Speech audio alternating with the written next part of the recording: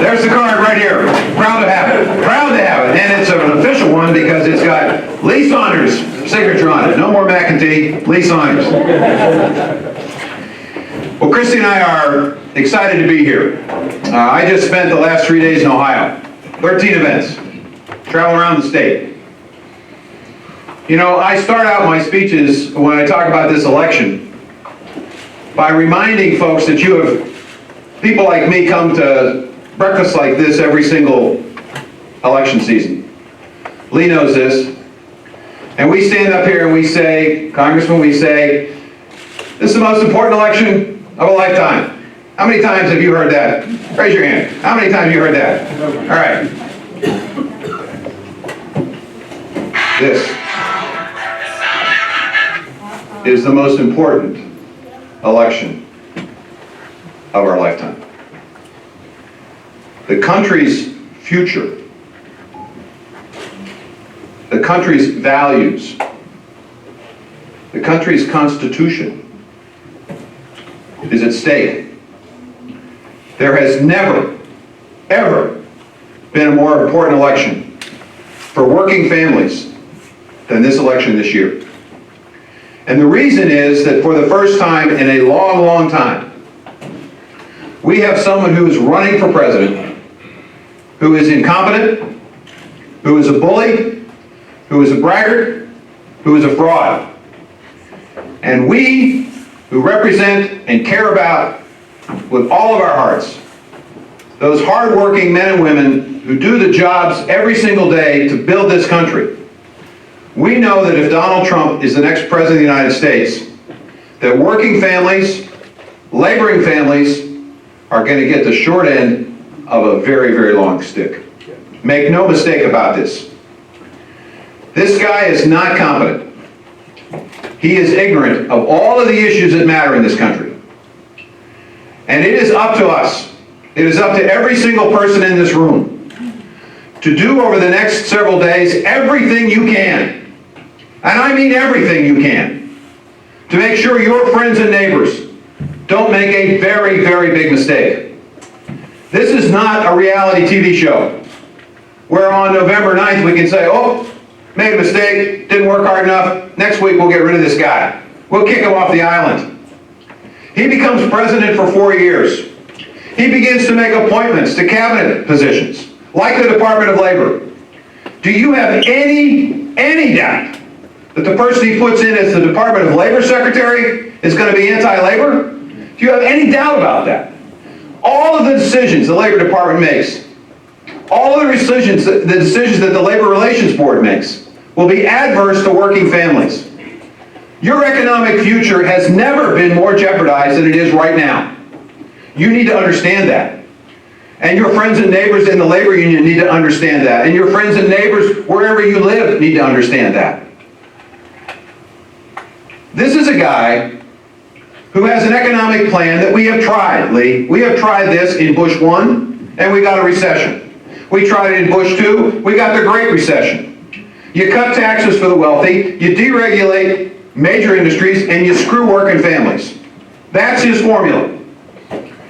And if we let this guy into the White House, we will lose jobs, good paying jobs in this country. We will go back to recession, and maybe even further into depression. This is a guy who believes that the minimum wage ought not to exist, but that if we have to have one, it ought to be lower than it is today. No family in America can survive on the minimum wage. How dare Donald Trump say, how dare he say that it's too low? We need a raise in the minimum wage, don't we? Yeah. Okay? A raise in the minimum wage.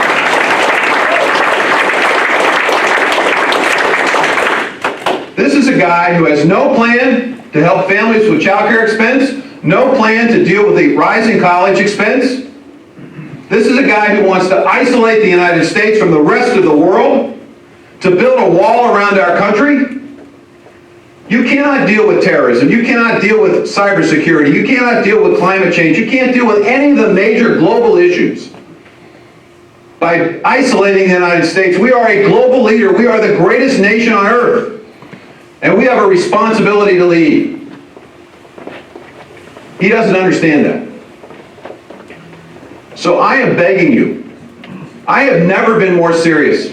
You know, I was thinking yesterday was a big day in my life, Lee, November 3rd.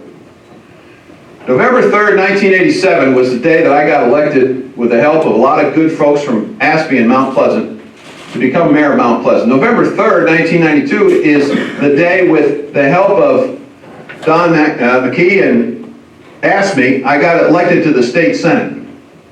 November 3rd, 1998, with a hell of a lot of help from organized labor, we shocked the entire state, and we had a Democratic governor for the first time in 30 years.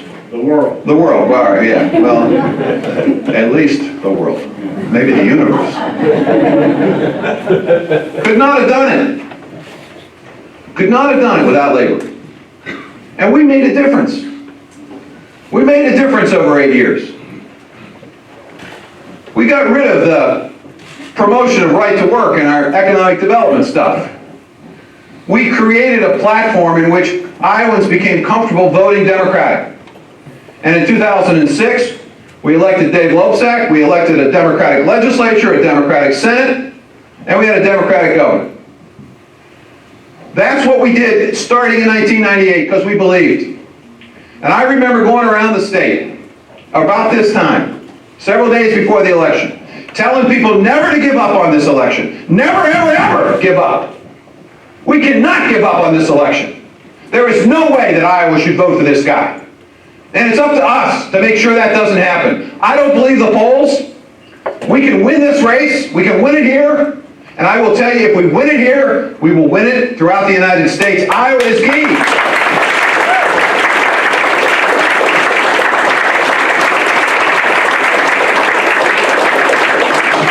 I've got 4 grandkids. Christy and I love them to death. 3 here, 1 in Denver. I'll be damned if I'm going to let Donald Trump be their president. I want a president that my grandkids can be proud of. I want a president that they can look up to. I want a president that my granddaughters in particular can say to themselves, you know, there's absolutely nothing a young girl and a young woman can't do. That's the America I believe in. That's the America you believe in. The America of unlimited possibilities. The America that says that everybody can grow up to think they can be president. Everybody can grow up to think they can be a labor leader. Everybody can grow up to pursue their dreams, because that's the kind of country we have. We're not a pessimistic country. We're not a defeatist country. This pessimistic, defeatist message of Donald Trump that somehow our greatest days are gone, it's just bullshit, to be candid. Just bullshit. Yeah.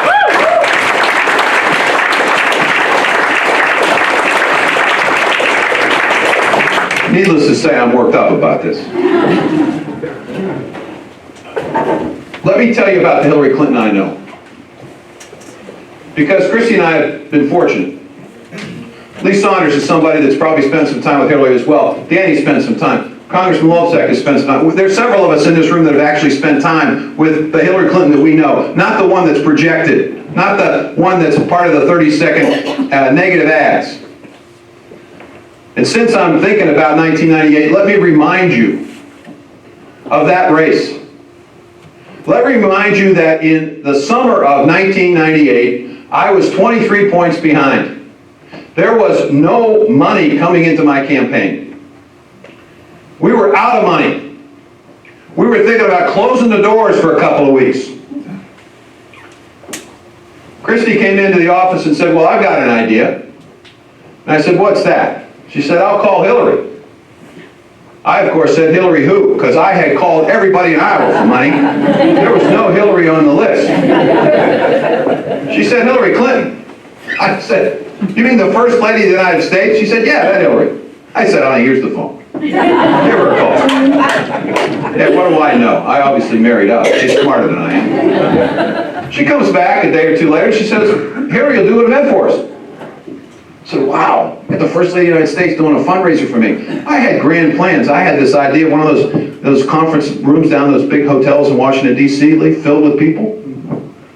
So we booked one of those places. And it turned out that maybe we had to kind of shrink the room a little. And we'd shrink it again, and shrink it again, and shrink it again. it was about the size of this dais, is what about the size of the room we had, but we raised enough money to keep the doors open. Fast forward to October of 1998, we're still 23 points behind. John Cacciatore walks into my office, my campaign manager, Lee, and he says, "Boss, we have no money for TV in Davenport, no money for TV in Sioux City, we can't do any radio, and we can't make a single phone call because we can't pay for those phone calls on election day." We're 23 points behind. I look up at him, I say, "Can we win?"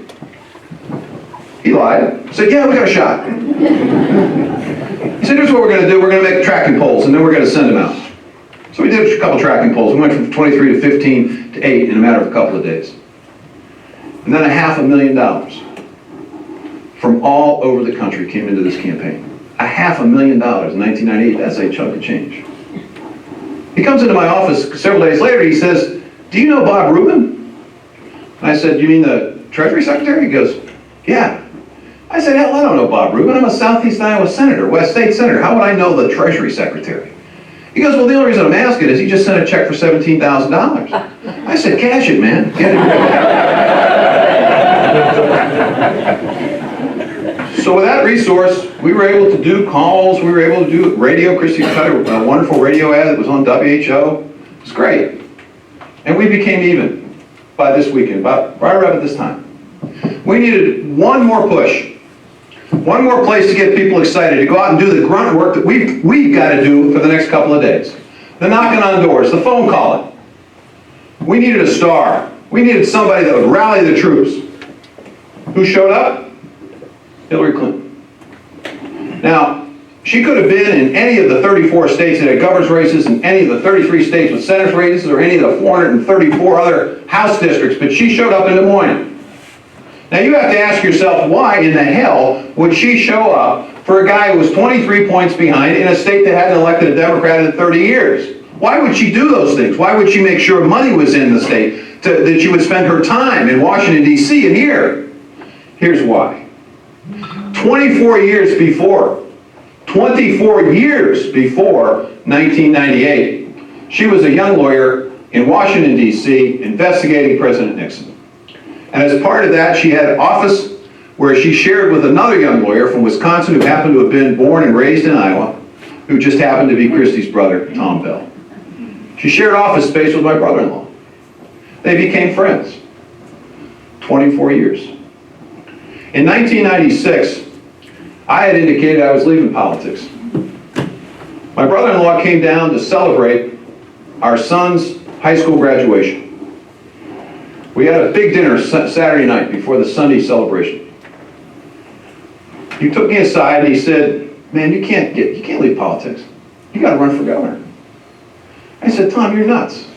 We haven't elected a Democrat in 30 years. I'm from Southeast Iowa. Nobody knows me." I said, I wasn't even born in Iowa. People still don't even consider, even though I've been here for 23 years, that I'm an Iowan." I said, "You're crazy." I said, and whenever I tell people my last name, they think it's the pickle. I said, "Seriously, what are you thinking?" He goes, no, you got to do this. You got to do this. You can win this. The next day, he went out bike riding. Something happened and he died. And I dedicated that race in his memory. That was in 1996. So 2 years after his death, 24 years after a friendship was formed, Hillary Clinton did all of those things not for me, but because of Tom Bell. That's the Hillary Clinton I know. Now, why do I tell you that? Why is it important for you to know that story? Because she's been around the country. She's been listening to working families talk about their struggles. Those who are living on minimum wage. Those who are looking for work to rebuild this infrastructure of this great country. Those who are saddled with college debt. Those who are dealing with the addiction of opioids and heroin. She's heard all of these stories. She's developed relationships and friendships with the people sharing those stories. And I will tell you this, she will work harder than anybody has ever worked. Every single damn day in that White House. In memory of those people that she heard, working for them, trying to improve their lives, making sure their kids have hopes and dreams, making sure that their kids have opportunities, making sure that working families and laboring families are respected. That's the Hillary Clinton I know. So I'm spending every waking moment I have because I love my country. I think I am in a room of patriots, people who love their country. And there has never been an enemy to this country more serious than this guy who's running on the Republican side. We cannot let him become president. And it is up to every single person in this room to work harder than you have ever worked, to make more phone calls, knock on more doors, talk to more friends and neighbors, because this race is going to be close. And the person you talk to, the weak voting Democrat you get to the polls might be the difference in this state, and this state might be the difference in this election. Trust me on this, please trust me on this. We will regret for as long as we live if we let this bastard in the White House. We cannot have this. This is serious, serious stuff, folks. Make no mistake. Here's what I know, and I'll finish with this.